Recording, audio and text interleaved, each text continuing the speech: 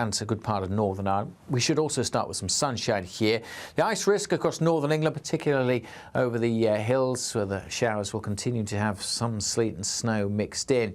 Much of England though will start dry. Some good spells of sunshine for South Wales, southwest England in the morning. The clouds will develop more through the day and the showers will drift more inland again. So we'll see some over the Midlands, perhaps into parts of East Wales and southern England. The odd heavy one.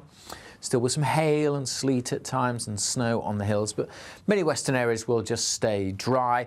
Going to be chilly though, 6 or 7 Celsius, particularly in the east with a brisk breeze. The wind's not as strong as today, but still a noticeable wind chill here. Elsewhere with a bit of sun, we could reach 8, 9 or maybe 10 at best. Friday's a similar day with more showers feeding in on the brisk northerly wind from the North Sea, bringing more showers to eventually the Midlands and across northern England, again still with some sleet and hail mixed in. Many western areas staying dry, but everywhere staying pretty chilly, but mostly fine this weekend. Bye for now. Expect a warm front, moving from the kitchen right through to the rest of the house. Boxed Boilers, sponsors of weather on GB News. The latest GB News travel. Good afternoon, I'm Alan Wright. In Cheshire, the M56 is blocked eastbound after a collision between the A494 and junction 15 for the M53. Also in Cheshire, the M6 southbound is partly blocked after a breakdown. That's happened just before junction 18 for Middlewich and the A54 turn-off. In Surrey, there are long delays on the M25, which is closed anti-clockwise after a collision just after junction 6 for Godstone and the A22. And in Somerset at Saltford, the A4 Bath Road, that's been shut eastbound after a collision between Norman Road and the Lansdowne Road turn-off. You can stay up to date throughout the day by visiting our website, gbnews.com. You could have £17,777 in tax-free cash to play with this spring. Cash to spend on anything you like. And if that wasn't enough, we're also going to give you not one, but 2 sought-after designer watches and the latest Mulberry handbag. How would winning that sound? For a chance to win the cash, 2 watches and a designer bag, text cash to 63232. One entry costs £2 plus 1 standard network rate message, or text bonus to 63232. 5 entries cost £5 plus 1 standard network rate message. Go to gbnews.com/win. Entries start from just £2. Call 0903 681 3232. Calls cost £2 plus your network access charge. Or post your name and number to GB12 PO Box 8690 Derby DE1 9TT. UK only. Entrance must be 18 or over. Lines close at 6 p.m. on the 4th of April. Please check the closing time if listening or watching on demand. Good luck. Hi, I'm Michelle Dewberry and my show is your opportunity to cut through all the noise and dive in headfirst to some robust debates. Ideas clash. Situation, because the failure is... You're deliberately avoiding my point. Nothing's held back. And if you think this is the end of it, wait for more. And we do not shy away from the difficult stuff. Sometimes I want to shake people and say, if only you understood. So join me on Dewbs & Co. weeknights at 6 p.m, only on GB News, Britain's news channel. Mornings don't have to be tiresome, especially if you have the right company. Wake up to news as it happens, opinion and debate, and of course, a little bit of entertainment too. Because when the kettle's on, we're on. That's Breakfast on GB News, a show worth waking up for. Every morning from 6 a.m. Only on the People's Channel, Britain's news channel. We'll spread the news, you spread the word.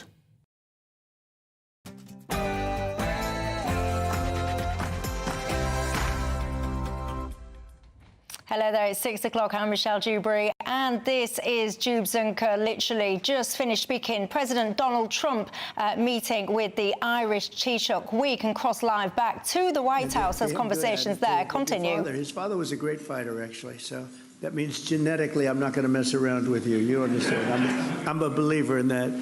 But as you know, on Monday, millions of Americans will celebrate St. Patrick's Day. We love St. Patrick's Day, maybe especially in New York. Hundreds of thousands of citizens decked in Irish green will parade through the streets of Chicago, Boston, Philadelphia, and of course New York, a sight that I've witnessed many, many times. In Manhattan, the people will stream up Fifth Avenue and march past the magnificent, I see it so much, and I love it, especially when you're looking down upon St. Patrick's Cathedral, because it's, to me, one of the most beautiful cathedrals in the world. And it's a monument not only to God, but also to the patron saint of Ireland, patron saint. It's really an extraordinary testament to the connection between our two countries that after more than 1,500 years, the shining legacy of St. Patrick still rouses city blocks half the world away. Think of that, and fills our people with incredible love and pride. We have a lot of pride in that cathedral. That cathedral is something, to me, so beautiful. I think maybe my favorite, they have larger, you know. It's very large, but they have larger, but I think it's truly one of the most beautiful. The Irish spirit is truly alive and thriving in America, and as we see today, the friendship between our nations is strong and it's really unbreakable, and that includes all of you, you know, it's all of you. We love you all. So Taoiseach, I want to just thank you once again for being here. It's an honor, and hopefully we're going to be doing this at least 3 more times, okay? We're going to be doing this 3 more times, at least. And when I say at least, they go absolutely crazy. So thank you very much for being here. Mary, thank you very much for being here. It's a great honor. Thank you. Thank you, Mr. Speaker. Thank you, everybody. Thank you.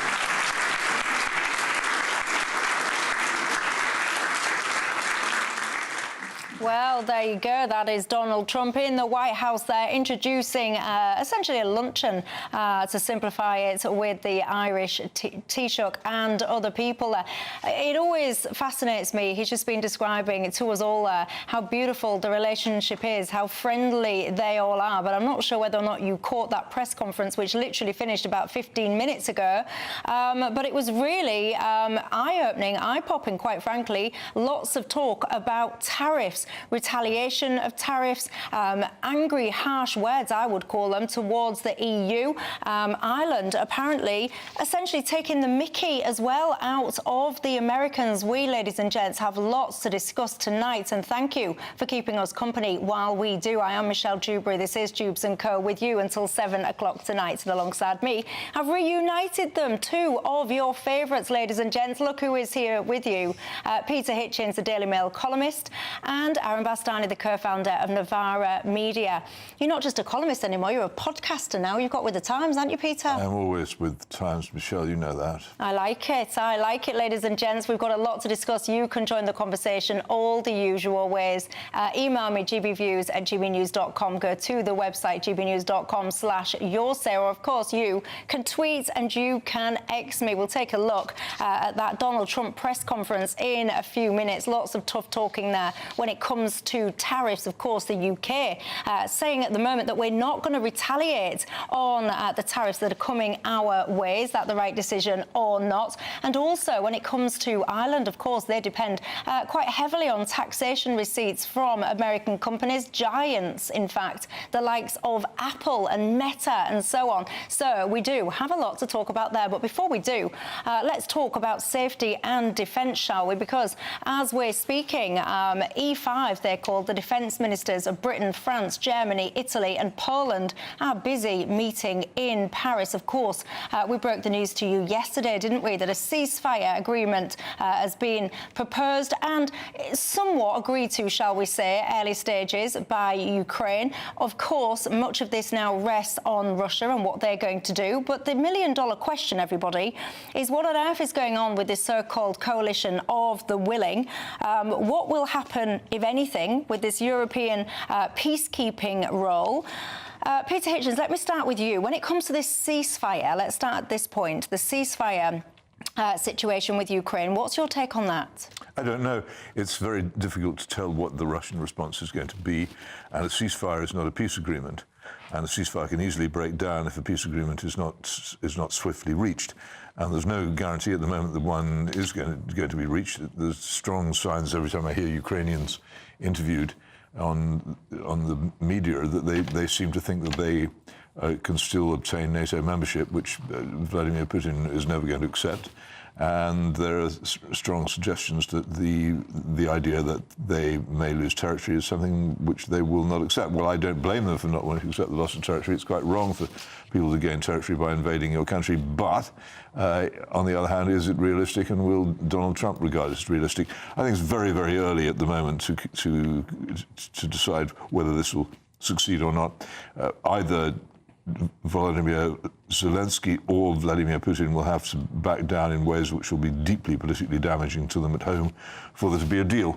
And it's pretty obvious that Putin isn't going to back down, so will Zelensky. And if Zelensky won't back down, what will happen? As a chess game, it's not easy to see what the next 4 moves are. Indeed, Aaron Bastani? I don't really know what incentives exist for Putin to adhere to a peace deal right now, because, of course, the Russians have made terrific progress, particularly in Kursk, over recent days, over the last week, because of the ending of intelligence sharing between the United States and Ukraine, the ending of military aid to the Ukrainians from Washington. So I don't know what the incentives are for Putin to say, you know what, let's call it quits. Like I say, there have been really significant gains made in Kursk. That's the part of Russia on the Ukraine-Russia border, which is presently held by Ukrainian forces. I think, on the one hand, Trump's approach has been very much vindicated in so much as this tough love approach with Ukraine has meant that Zelensky has got to the negotiating table very quickly. So that's the easy bit in a way. Is he going to be vindicated on the Russian side? I think that's the much harder bit. And like Peter says, we have no idea fundamentally. And when I can, I'm going to bring you as well this press conference from the E5. What we do know is, of course, Giorgia Meloni, she's already been talking tough when it comes to the coalition of the willing. It seems like she and Italy are not really that willing. What do you think about these European soldiers potentially on the ground in Ukraine as peacekeepers? Well, I think it's implausible. The Russians would never accept any NATO members' armies on Ukrainian soil as part of any peace agreement. And if they arrive there, then it makes the situation immediately extremely bad and much worse than it is now, because at the moment Ukraine not being in NATO enables the Americans and the British and everybody else to fuel the Ukrainian army and arm it and help it in all kinds of ways without raising the question of nuclear war. The moment you have actual NATO members on Ukrainian soil in fighting array, then you have a very swift pathway to a nuclear confrontation. I don't see how anybody can see that as a gain in this. The other thing is, I'm not quite sure for the reason for all this frenzy. It is a simple fact that the Western European countries spend 3 times as much as Russia on defense, and are far better armed and are far stronger. And the idea that suddenly, if the Americans pull out of this, the huge Russian war machine is going to come tearing up the road to Warsaw, Vienna, and Paris, and Dunkirk, and then perhaps arrive in Croydon, is an absurdity. It's not possible. The Western armies are much better equipped and much better trained than the Russian armies, and their weapons are better. And as I say, they spend 3 times as much. We're being sold a completely absurd scenario here, which I think people should recognise as being such. Do you think we're being sold an absurd scenario? 100%. 100%. Firstly, there's no escalation strategy, so this is really key. If you have, quote-unquote, Donbass patriots, let's be real, perhaps Spetsnaz or Russian soldiers, posing as irregulars, if they start taking pops at French, British, Dutch, Italian peacekeepers, what's the escalation strategy? Do we just all of a sudden start seeing scenes reminiscent of Afghanistan after 2001-2, where coffins are coming back, flown back to the UK with the Union flag over them? And how would a government respond to that? And I think that conversation is not being had. Well, then Article 5 would have to kick in as well. No, but the point is, it's not going to... Article 5 does not say what people think it does. I thought it was attack on one as attack on all. Well, it says you must respond, but it doesn't say you must respond with armed force. You can respond with a very stern speech in the United Nations Security Council. If someone bombs your people, you're not going to tickle them in response, It does not commit any NATO member to military action. It's a complete myth that it does. And the whole problem with NATO has been, since it was founded, when it was an actual defensive alliance, this was a problem. It was based on the assumption that if the Russians actually came pouring over the Fulda Gap and Hanover, that NATO, if it failed to stop them, could resort to nuclear weapons, and that an American president would be willing to sacrifice, say, Chicago for Frankfurt.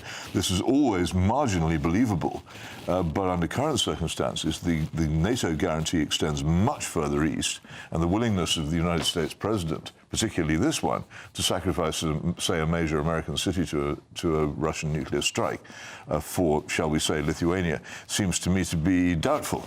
So the whole NATO guarantee thing is and always has been a bluff, and it's a much more heavily stretched bluff now than it was up to the end of the Cold War. So the situation is much more ambiguous than that. I don't think it's going to be a situation of Vladimir Putin saying, you know what, my guys are going to start shooting your guys. It's going to be, like I say, irregulars, Donbass patriots taking a pop, IEDs going off in Kherson, not just British soldiers necessarily being attacked, British aid workers, civilian workers, etc., being attacked. We've spoken about Russia being incredibly adept and adroit at hybrid warfare for 10 years, and the minute we might be sending our people to confront them in Ukraine, nobody in the political class is actually saying, yes, they're quite good at hybrid warfare. Secondly, on the point of rearmament, isn't it interesting? Europe, believe it or not, has 6 aircraft carriers. Between all the major European countries, we have 6 aircraft carriers. Do you know how many Russia has? How many active aircraft carriers it has? 0. Well, China has 2. So when this line of European rearmament has to happen, we've been spending money on military weapons. The point is, it's been on the wrong ones. It's been on prestige projects in order to be the underling of the United States in places like the Indian Ocean and the Pacific, when we should have been spending money on European defence and preparing for the only threat this country has ever really faced, which is a war on the continent. But instead of that, we had these grand projets which were adored by the political class because it allowed them to impress their mates in Washington. So let's have that conversation. And I don't for one minute think that the very same people responsible for that stupid strategy are now going to spend our money wisely when it comes to addressing this situation. So, OK, let's have a conversation about increasing defence spending. I'm all ears. You can't have the same people who wasted money for 10, 15 years being responsible for ever larger budgets. But what's all this about anyway? And the Russians have been trying for years to take significant amounts of Ukraine, and they haven't succeeded. They can't even capture Kharkov, which is 20 miles from their own border. The idea that the Russian army is going to trundle ever westwards, as I say, into Poland and into Austria and into Germany and into the Low Countries and into France, and then turn up at Dunkirk. It's just fanciful. The Western European countries are far better armed, and they have better armies, and they would be completely able to use all their weapons without any fear of being themselves the provokers of a nuclear war if they were challenged. It's a nonsense. And it's the whole idea of Putin's desire to march, to recreate the Soviet Empire and to march eastwards is the equivalent of WMD in the Iraq War. It's a complete MacGuffin. It has no military reality or political reality whatsoever. Even if Putin wanted to do that, and I have no idea of his inner mind, even if he wanted to do that, his economy and his country and his army are not capable of doing it, and everybody who knows anything about military strength knows that. So why are we being told this stuff? As I say, it's just like WMD in 2003. It's designed to get people used to a war which is not merely wholly unnecessary, but extremely damaging, which should be brought to an end as quickly as possible. I mean, so Donald Trump, so he's on this press conference and he's basically said that there will be, quote, devastating response, basically retaliation. Punishment is the word I think he used, if Russia don't agree to this ceasefire. But one of the things that I'm kind of trying to get my head around, sometimes I don't know if I'm living in a parallel universe, because on the one hand I'm hearing Russia, and we've just touched on it there, Peter, so on the one hand I'm hearing Russia saying Ukraine have to be essentially neutral, i.e. no NATO. He's also very loudly saying that if you've got European peacekeeping forces on the ground, he would essentially see that as NATO troops and there would be a problem with that. So that's what I'm hearing from Russia. Then on the other side I'm just hearing, as those, and it almost feels to me like there's fingers in the ear and we're marching forward anyway, you know, talking about these European peacekeeping missions, the fact that Ukraine at some point may well join NATO. Why are because the twain is never going to meet.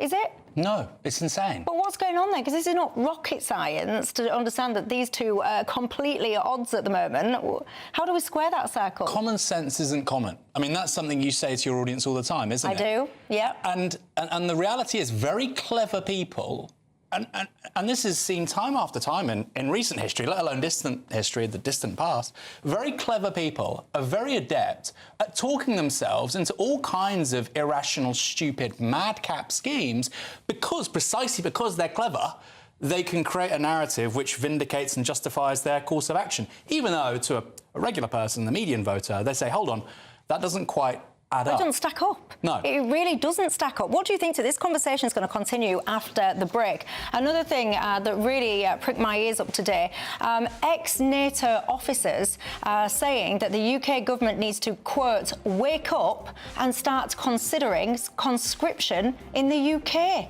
Excuse me? What on earth do you think to that? We'll discuss that and also tariff talk coming up after the break. Join me, Nana Akwe, for an informative, interactive news programme with a difference. It's fun. No, he didn't say that, Dave. I'm so surprised. I think there's an element of truth to that. Join me from 3 p.m. every weekend, only on GB News, Britain's news channel.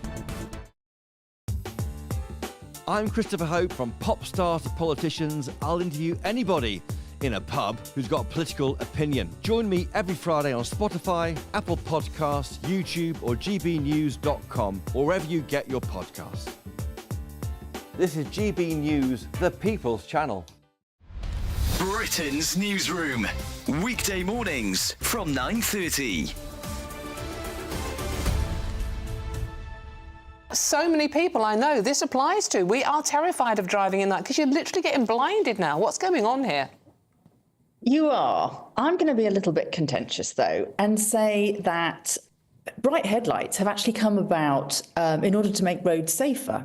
Because if, like me, you've had experience of driving older cars, you'll know just how appalling the older style headlights can be. And in fact, you can't actually see very clearly the road ahead. So the new xenon and LED headlight technology actually stemmed from a racing background when cars were racing at night in order to make the roads brighter. Now, I'm not saying that it's not a problem for drivers, but I do sort of think that, this possibly could be part of the whole culture of people liking to have something to complain about. And they kind of need to learn, and I think this really should be part of the driving test. You need to learn how to drive at night and not to look directly into the headlights that are coming towards you. But the RSC survey also shows, Amanda, that it suggests that there's been at least 200 road accidents which could be directly attributed to people being dazzled by the light. So that can't be good. No, exactly. And I mean, I'm not belittling the accidents, and I'm certainly not belittling the people who have problems, particularly things like cataracts, which can really be a problem for nighttime driving. And it is a really serious problem when it comes to safety, admittedly. But again, I just feel that, bright headlights actually essentially make the road safer. We've got far more people travelling on the roads these days than we've ever had at any point in history. And so by virtue of the fact, we are going to see these numbers rising because, of course, there are going to be more people who are going to be dazzled by the headlights. The People's Channel. This is Britain's Newsroom, where your voice matters. It's just astonishing. With expert analysis and honest opinion, we don't just keep you informed. We bring you unique perspectives you won't see anywhere else. Can't argue with any of that. When the news happens, it happens here. On Britain's Newsroom, weekdays from 9:30 a.m. Only on GB News.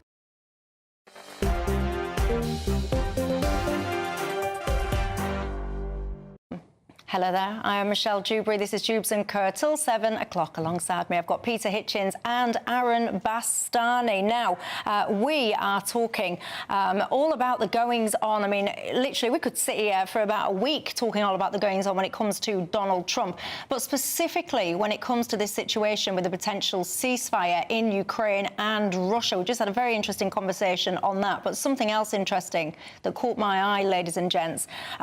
Britain is in no position to fight a war, and the government must consider conscription now, according to former defence chiefs. I've warned and kind of exercised caution on this programme quite a few times now, because we are constantly discussing wars. There is all these kind of people championing and celebrating and tough talking and flags in bayers, you name it, and boots on ground. But I think people are actually losing sight of the fact that we are going in a direction of travel where all of our loved ones that are a military kind of age could find ourselves in the not too distant future being conscripted to fight in this war, if not others as well. That thought, ladies and gentlemen, it sends chills down my spine. Does it yours or not? Peter Hitchens, what do you make to this? Ridiculous, and I think it's particularly extraordinary that retired military people are saying this, because every serious person in the military knows that conscription does enormous damage to professional armed forces. They have to spend an awful lot of time herding and shepherding people who have no military experience and trying to train them in absolute basics. And the standards of their own regulars are lowered because they can't, they're diluted by large numbers of people who have no experience, who don't know how to handle weapons, who've never actually been in combat and haven't been through the most basic education in what they have to do. So that's a general view among professional military people about conscription, is that it's undesirable. Secondly, what are we going to do with these conscripts? There seems to be a presupposition here that Europe is going to be in some kind of permanent meat grinder land war in which infantry is going to be hurled at infantry across seas of mud, accompanied by drones. I can't think of anything stupider or more pointless. Why would we want to do that? Looking at the Russian-Ukrainian war, which was wholly unnecessary and was made up out of nothing by a foreign policy faction in America who took 30 years to get the war they've been trying to get for so long. Looking at that war, the damage that it's done to Ukraine and Ukrainians and to the general state of the world and to the European economy, who could want it to continue? So whatever one says or thinks about Donald Trump, and I've never been an admirer of his, he does at least have an ability to see that this war needs to be brought to an end and is doing what he can to do so. And I think all sensible people should be supporting that rather than raving on about conscripting young men into a sort of 1914-style Lord Kitchener army. I really don't see what the purpose of it would be in any serious military fashion. The only effect it would have would be a political one, of making the country less free and more war-minded at a time when actually what we need is serious discussion of peace. Aaron? The whole conversation is utterly insane. I think, in answer to what Peter just sort of probed there, that point, why are these seasoned military professionals saying this? Well, of course, it's to scare and prime the public into supporting higher military spending. We're going to 2.5%, and then we'll go to 3% at the start of the next decade. I suspect a number of these people would like it to go far beyond that, 3.5%, 4%, 5%. Of course, the United States itself only spends 3.4%. The idea that Britain would spend a larger percentage of its economy than the United States on defence spending is, I think, outrageous. Here's an interesting fact. Last year, Britain spent £60 billion on defence spending, if you don't include the several billion that went over to Ukraine. 60 billion. To me, that sounds like a lot of money, but apparently to our political class, it's just a pittance. You know, we're building from scratch. It's year zero when it comes to the British military. The French, meanwhile, spent £10 billion less. They have a larger army, and they have a nuclear deterrent which doesn't depend on US collaboration. It's independently built, serviced, all in France. So the French basically, let's be charitable, have an army which is the same as ours. The Navy's weaker, but the army is the same as ours, and they're spending £10 billion a year less. That should be the conversation we're having in this country. Why is the world and its wife presently saying our military is not prepared when last year we spent £60 billion on defence? If that was any other ministry, if that wasn't the MOD, if that was schools or healthcare, imagine with the NHS. Well, last year we spent £120 billion, but I'm afraid we can't do anything about ill health in the country. People would say, what on earth have you done with my taxes? It's the exact same here with defence. Yet for some reason it's immune from that kind of sensible, rational conversation when it comes to guaranteeing taxpayer value. Bren has been in touch on your say, saying, Michelle, conscription is a good idea. It will teach the kids discipline and it will give them a trade. Yeah, so I get what you're saying, and I'm old enough to remember as well when Rishi Sunak was saying about his national service. Remember that? And you could choose an element of military within that as well if that's what you wanted to do. But, Bren, that's great. It's getting all of these hoodlums, if you would like, disciplined. But that doesn't stop there, does it? Essentially, what we're saying, it's not about just kind of getting up and making your bed in the morning. It's about potentially sending your sons, you know, yourselves, if you're that kind of age, over to the front line, essentially to places like Ukraine, to fight in these wars that many people are suggesting have been overly whipped up, shouldn't have even commenced in the first place. One of the things that I find interesting, Peter Hitchens, is how it has just now been accepted, this talk that if we don't defend Ukraine, Putin is essentially going to come for us. That's now been accepted now as a sentence. Well, I know, and this is again, I go back to 2003 and weapons of mass destruction and the idea that Saddam Hussein would be able to attack us within a few minutes, and all this rubbish which was put forward. People saw through it on that occasion. But the people who run this country, who run the United States... Just hold that thought. You're being rudely interrupted by our Defence Secretary, John Healey. He's speaking live now in Paris at a meeting of the E5. Listen. On defence spending, on European security, and on all fronts, we are and we will further.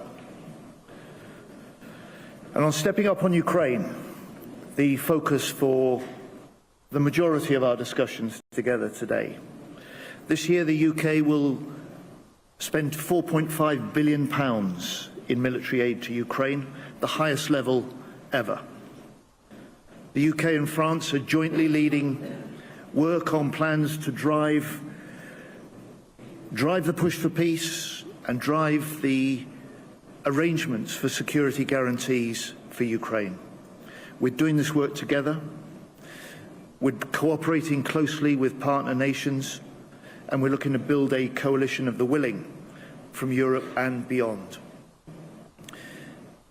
And from today, we are accelerating that work. Yesterday, military chiefs from 34 nations, representatives from 37 nations met here in Paris, co-chaired by Admiral Radakin and by General Boucard, and attended for over an hour by President Macron. On Saturday, the UK Prime Minister will host a further summit of leaders, and our military leaders will meet again next week to continue the military planning with this wider network. And on stepping up on defence, 2 weeks ago, our UK Prime Minister announced that the UK will put in place the biggest increase in defence spending since the end of the Cold War. We will increase defence spending to 2.5% of GDP by 2027 and 3% in the next Parliament. Between our 5 nations, we recognise that we must take on more responsibility for European security. So today in Paris we have agreed we must rearm, we must spend more, we must work together to strengthen our industrial base. Our industry must be capable of innovating at wartime pace and must make defence an engine for economic growth in each of our nations. It's our job as defence ministers to keep our country safe, and in the coming weeks you'll see European allies coming ever closer together, because our security is shared and our strength relies on that unwavering commitment to each other. And peace and stability in Europe will only be achieved through strengthening NATO and standing with Ukraine. That is what the 5 of us, as E5 defence ministers, are committed to securing. Thank you.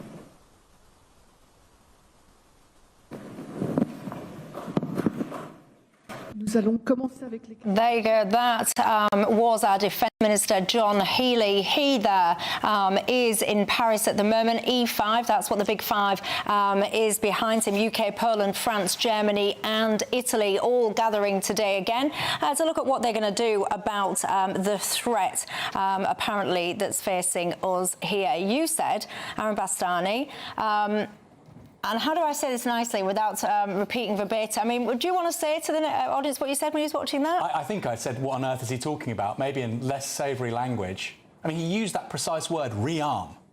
Just to repeat what I said a few moments ago, last year the United Kingdom spent £60 billion on defence. Now it's going to spend £66 billion. So 60 billion is nothing.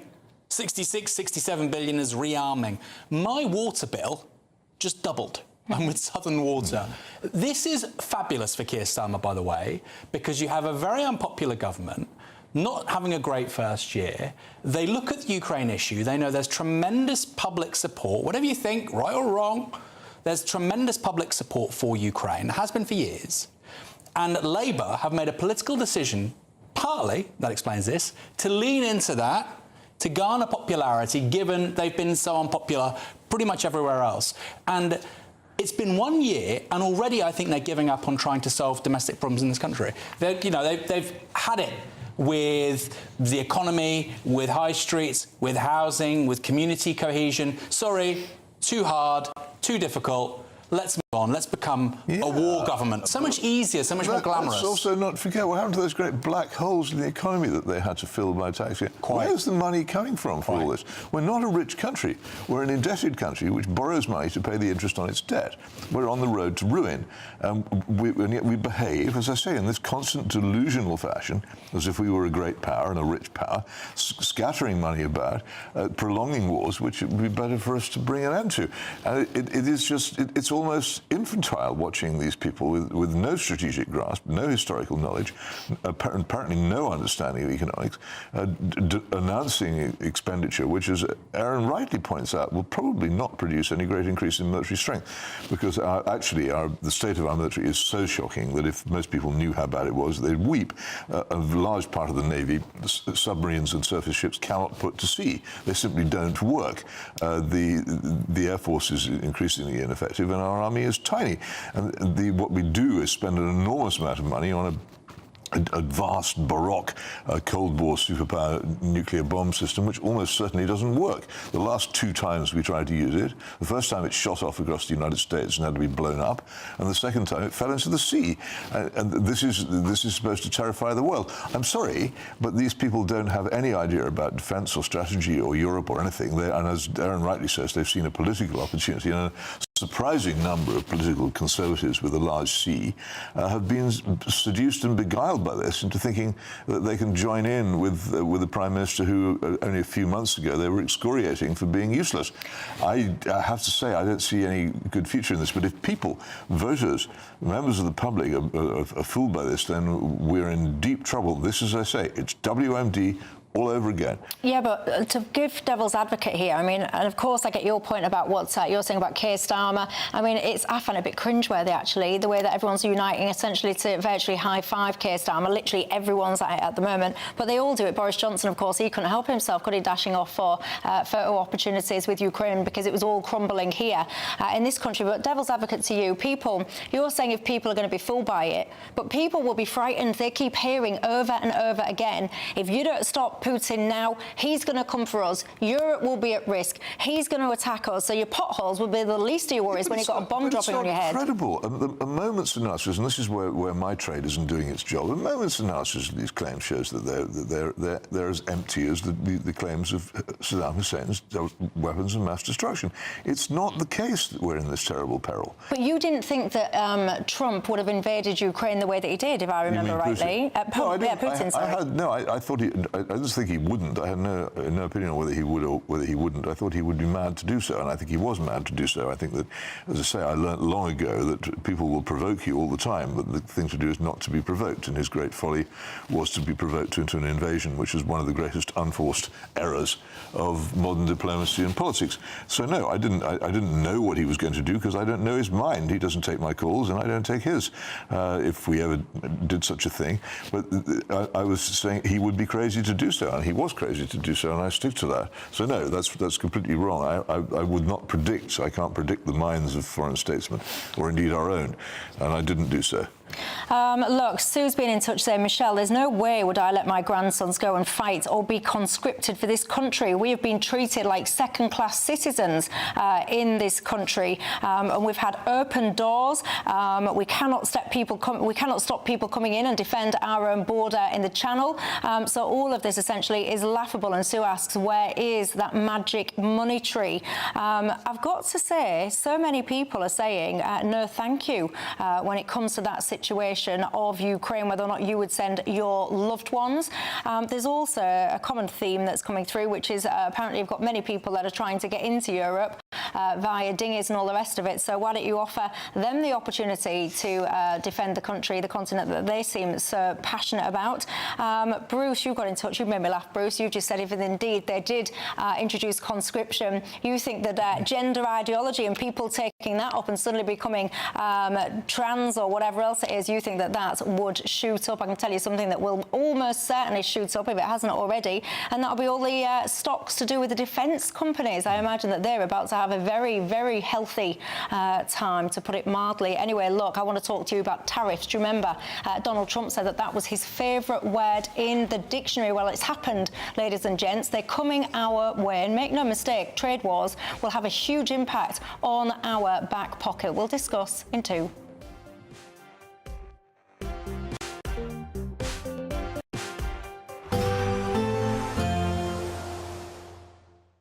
Ready to soak up that holiday sunshine?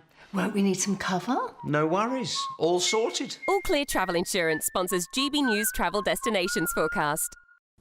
We have more unsettled weather to come across western parts of the Med through the next few days. There's some heavy, thundery rain pushing into parts of Portugal, including Madeira, also affecting Gibraltar, and heavy rain feeding into northern parts of Italy too. Further east, though, higher pressure here means it's that bit drier, and there'll be a good deal of sunshine too. We also have heat wave conditions building here. Temperatures for some will rise to around 5 to 15 degrees above average. See you later. All Clear Travel Insurance sponsors GB News travel destinations forecast. The latest GB News travel. Good evening, I'm Johnny Ratner. Well, long delays up in Cheshire on the M56. The motorway is currently blocked eastbound and has been for the last 25 minutes or so. Between the top end of the motorway at the A494 near the English-Welsh border and the M53 interchange, a collision is being recovered. Staying in Cheshire, the A54 Holmes Chapel Road, that's been closed between Middlewich and the M6. And meanwhile, the Surrey stretch of the M25 still very slow anti-clockwise after an accident just after the Godstone exit junction 6. All lanes are back open, but the roadworks means there are long queues back round to junction 9 at Leatherhead. And in West Sussex, the A23 is closed at the Albourne junction. So this is south west of Burgess Hill, following an accident causing long queues, and that's the latest. You can stay up to date throughout the day by visiting our website, gbnews.com. Good Afternoon Britain isn't just about us. The wonderful thing about this programme is it's about everyone watching. It's an interactive programme. Well, there absolutely is something to see here, and we're going to be talking about it more. Whether it's breaking royal news, Will, please bring us up to date. Or indeed a particularly punchy speech in the House of Commons. Very, very curious. We bring it to you live, and then we bring you live reaction as well. That's Good Afternoon Britain, weekdays from midday. Only on GB News, the People's Channel, Britain's news channel. The royal family is an enduring symbol of tradition, unity and pride for Britain. At GB News, we celebrate what makes this country great. In our new Royal Newsletter series, you can join me, Cameron Walker, for Inside the Palace, an exclusive look every week that takes you beyond the gates and brings you the very latest from those at the heart of the monarchy.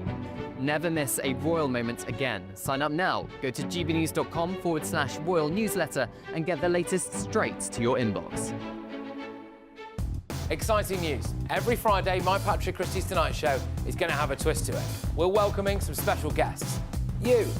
That's right, on Fridays I'm going to be doing my show in front of a live studio audience because this show is about you and what you have to say. It's going to be the same big debates, same big topics, same big opinions. But every Friday night at 9 p.m, you are invited to come on down to Patrick Christie's Tonight to be a part of the action. Only on GB News, the People's Channel, Britain's news channel. Join me, Camilla Tominey, for a frank and honest discussion with those in power that cuts through the spin and gets to the heart of the issues shaping our nation. You haven't confirmed that you want to stand as leader, but you haven't ruled it out either. This report basically says that he's not fit to stand trial. Is he indecisive? Incompetent? I deliver the dose of reality Westminster needs. That's the Camilla Tominey Show at 9:30 every Sunday on GB News. The People's Channel, Britain's news channel.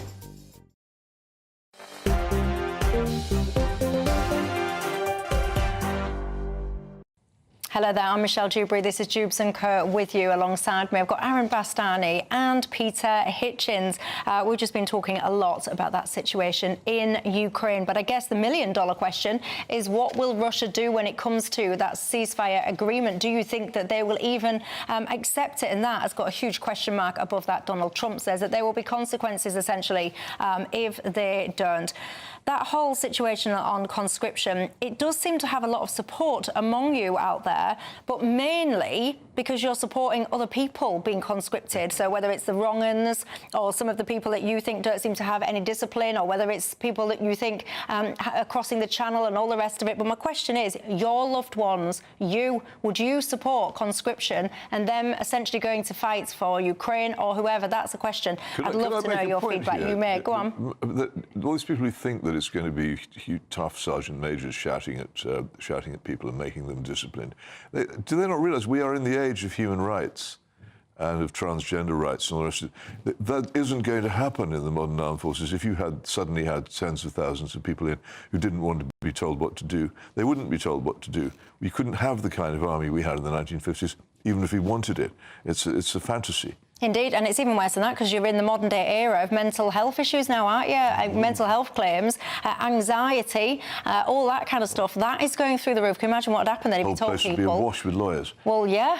I'm not actually sure it's been thought through, and I personally, for one, hope it absolutely does not happen. But I'll tell you something that is happening. Do you remember during the election campaign, Donald Trump said tariffs was his favourite word in the dictionary? He was not messing around. Let's take a listen to him. The European Union treats us very badly. They have for years. And as you know, we're going to be doing reciprocal tariffs. So whatever they charge us, we're charging them. And so I don't know why people get upset about that, because there's nothing more fair than that. There are some cases where they're a little beyond reciprocal because, you know, we've been abused for a long time as a country. We have been abused really for a long time, and we will be abused no longer. But it doesn't stop there, though, because when people do tariffs, then there's retaliation. What happens next? Well, obviously, there's more retaliation. Listen. You will retaliate. The problem is our country didn't respond. Look, the EU was set up in order to take advantage of the United States. Including Ireland? Is Ireland taking advantage of the US? Of course they are. I can't, you know, I have great respect for Ireland and what they did. And they should have done just what they did. But the United States shouldn't have let it happen. We had stupid leaders. We had leaders that didn't have a clue. I mean, there's a school of thought that's celebrating Donald Trump here because he essentially is doing what he said he would do, is putting the American interest first, the American people first. He's trying to bring jobs back, manufacturing back, you name it. He's ticking the box for the American people. Many other people are not liking what they hear. Aaron? Yeah, that's right. So even if tariffs fail, in so much as they create inflation, they lead to some kind of economic downturn, they will almost certainly mean the relocation of industry back to the United States. That's almost certainly going to happen. To what extent, what industries, we don't know. And his point about US leaders in the past, not necessarily looking out for ordinary blue-collar Americans when it comes to jobs and work being relocated across the world, 100% true. I mean, the whole arrangement with Ireland is wealthy primarily because it's a tax haven for multinational companies, principally American ones, being based there to take advantage of their low rates of corporation tax, about 12%. Some of the lowest corporation tax rates actually in the Western world. I think only Malta is lower of all the sort of major-ish... Yeah, it's 12.5%. Yeah, major-ish European economies. He's right about that. Where he's wrong is to say that the European Union was a project to undermine the US. The US supported the formation of the European Union. Very actively. Very actively. CIA supported the formation. Quite. The American deep state supported the creation of the European Union. For very obvious reasons, it wanted to ensure that the Germans didn't play silly buggers for the third time in a single century. So there's some things you might agree with Trump on, maybe with regards to reindustrialisation or blue-collar workers getting a bad deal for 50 years. I actually agree on that second bit. But on the EU, he couldn't be more wrong. Yeah, but then the sentence would be take him seriously, not literally, wouldn't it? I can hear some of you shouting that sentence as we speak. Well, we'll see what happens. I am myself a protectionist. I think that free trade has gone much too far. The problem is that it's too late for this country. We gave up protecting our industries, except, interestingly, for our defence industries, which are still actually informally protected. And as a result, they have more or less been wiped out. So we haven't got all that much left to protect, whereas the United States has a lot left to protect and could have a quite major, I think, manufacturing resurgence if it does go for protection, but it will, of course, do so at the expense of others. He's always been clear, Donald Trump. It's one of the reasons why I've warned people against him, saying stop getting so full of worship for him. He's an American president. He's not the president of the world. And he uses the slogan, America first, and he means it. And that means Britain second or third. And he's not going to say, oh, well, I love the Queen, or I really like my golf course. I'll spare Britain from my tariffs, because he won't. Whether this will work, by the way, is another matter altogether. The tariffs do quite a lot of domestic damage because they raise the prices of goods in the country which applies them. And there's been quite an amusing confrontation, which I have to say I've much enjoyed, between Canada and the United States, in which Canada stood up and said, we're not doing this, and then immediately slapped an extra charge on Canadian electricity going to the US, and Trump backed down. Well, indeed. And the point that you make there, Peter, I want to explore that further when I return, because all of this will have an impact on you and the money that you've got in your back pocket. We'll discuss in 2.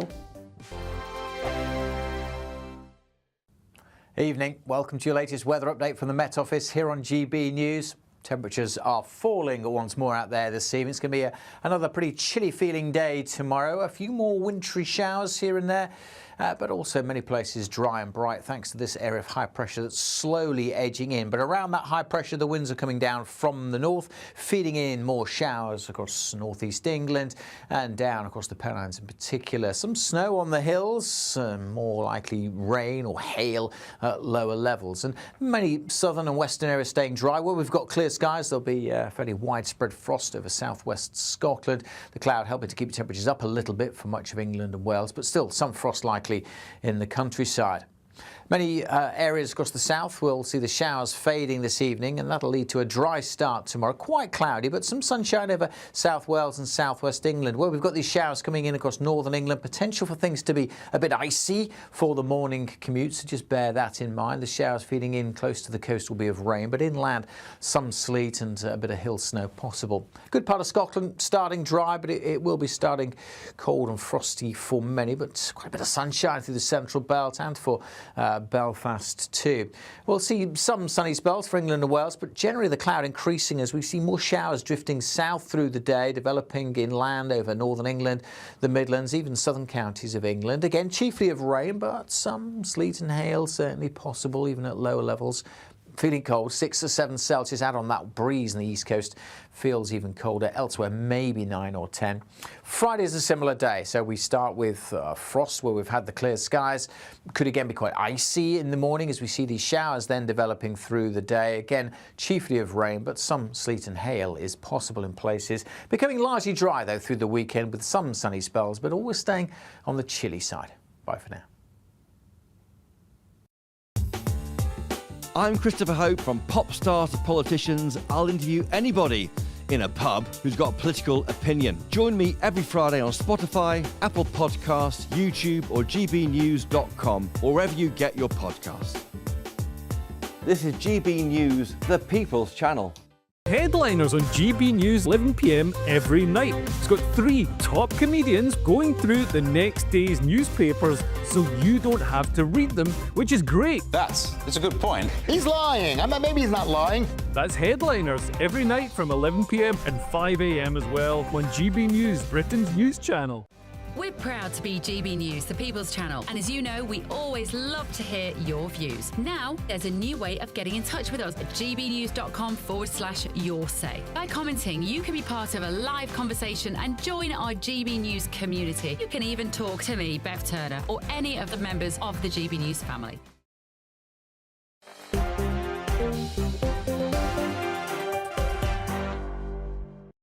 Hello everybody, I'm Michelle Dewberry, Dewbs & Co. I've got Peter Hitchens and I've got Aaron Bastani alongside me tonight.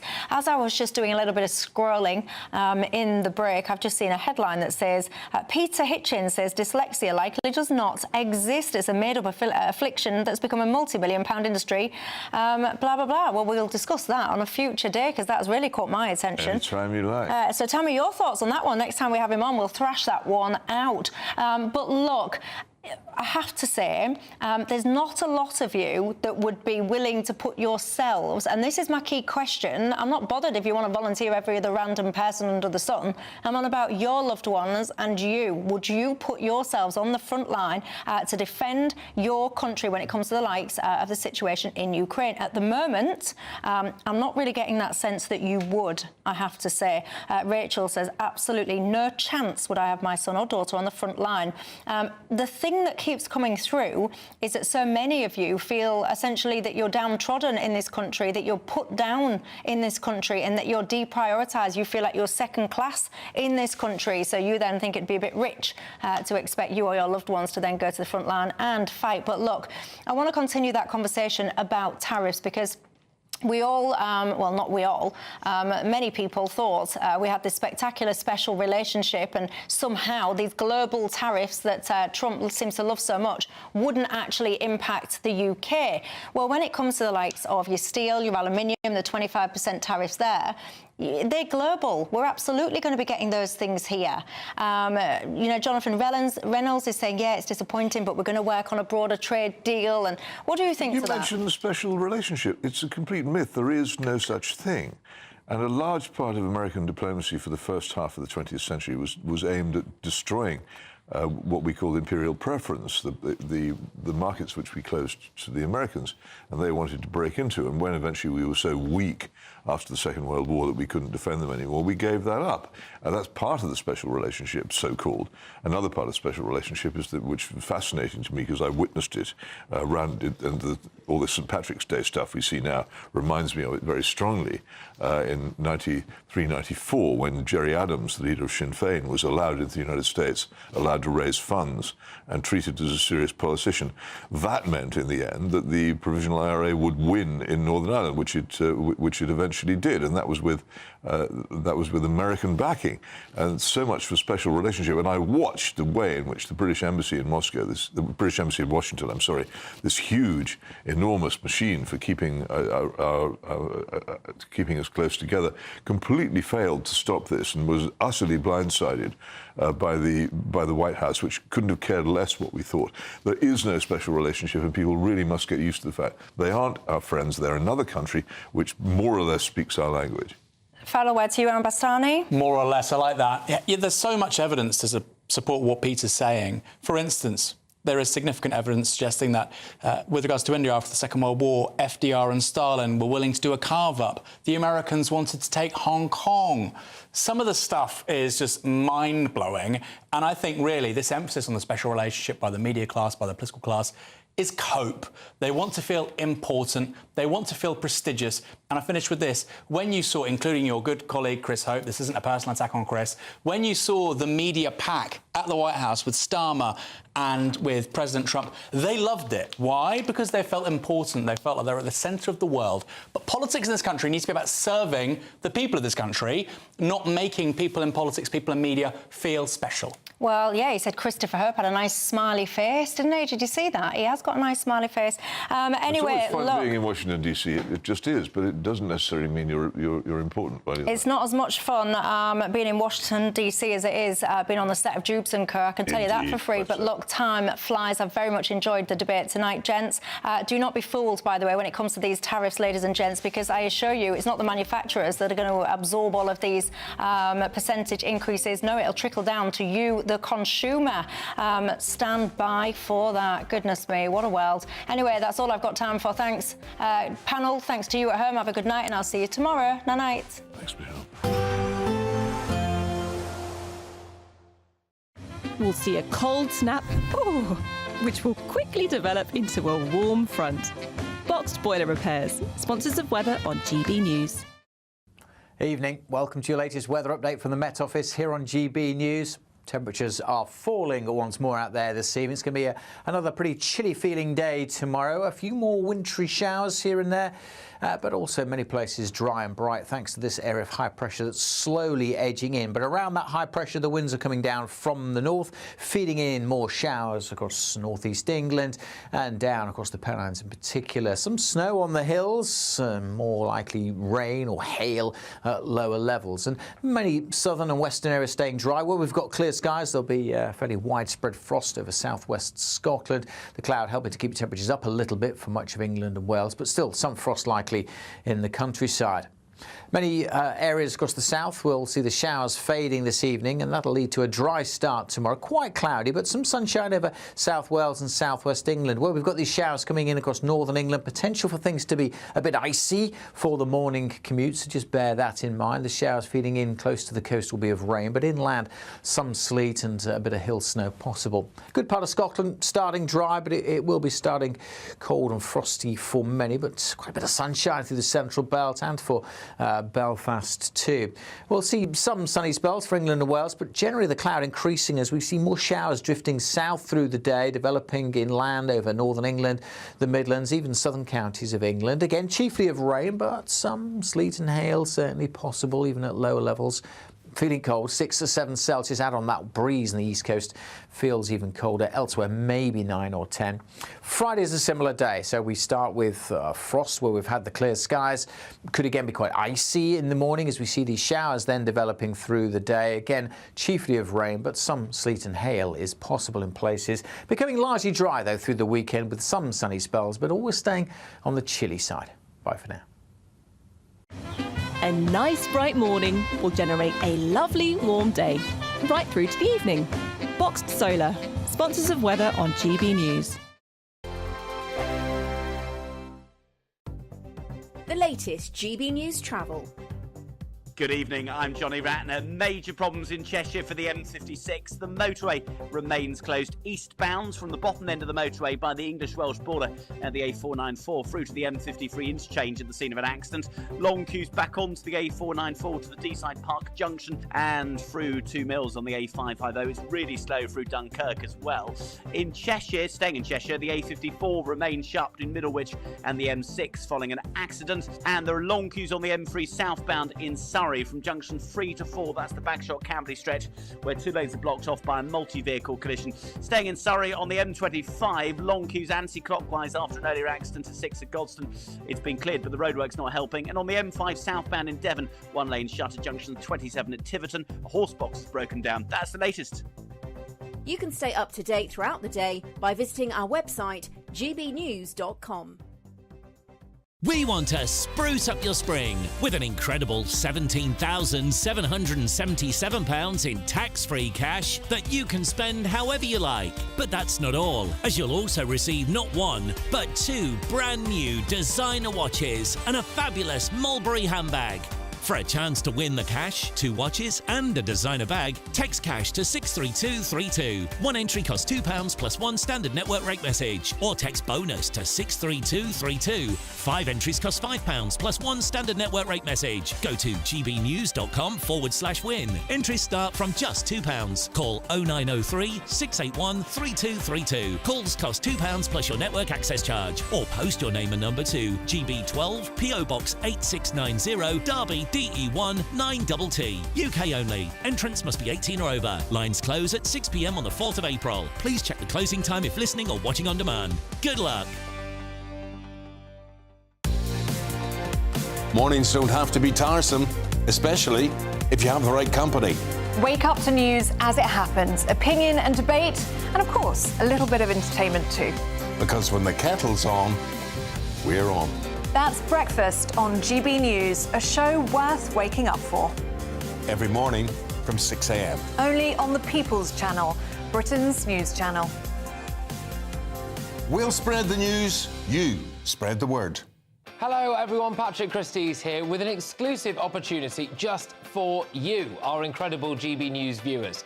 We're giving you the opportunity to win a VIP studio tour right here at GB News HQ. Plus, you'll also get to meet yours truly. It's easy to enter, just head to gbnews.com/community competition and follow the easy steps. Don't miss out, enter now, and I'll see you soon at GB News. Full T's and C's apply.